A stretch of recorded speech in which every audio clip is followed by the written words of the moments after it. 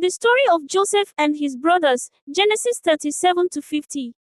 Joseph was the 11th son of Jacob, also called Israel, and the firstborn of Rachel. He was deeply loved by his father, even more than his other sons, because he was born to Jacob in his old age. To show his special love, Jacob gave Joseph a coat of many colors, a garment that symbolized honor and distinction.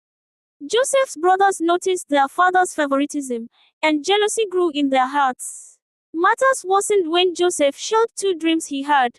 In the first dream, their sheaves of grain bowed down to his sheaf. In the second dream, the sun, moon, and 11 stars bowed down to him. His brothers interpreted this as Joseph claiming he would one day rule over them.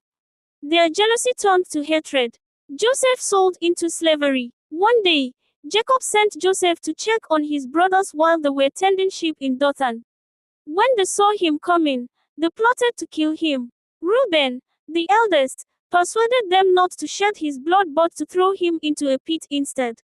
Later, Judah suggested selling Joseph to a caravan of Ishmaelite traders traveling to Egypt. The brothers agreed, sold him for 20 pieces of silver, and dipped his coat in goat's blood to deceive their father into thinking a wild animal had killed him. Jacob mourned deeply, believing his beloved son was dead. Joseph in Egypt. In Egypt, Joseph was sold to Potiphar, an officer of Pharaoh. By God's favor, Joseph prospered in Potiphar's house, but Potiphar's wife falsely accused him of trying to seduce her after he refused her advances.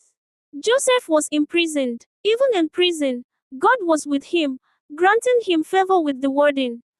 Joseph interpreted the dreams of Pharaoh's cupbearer and baker, and later, when Pharaoh himself had troubling dreams, Joseph was called to interpret them. He explained that Egypt would face 7 years of abundance followed by 7 years of famine.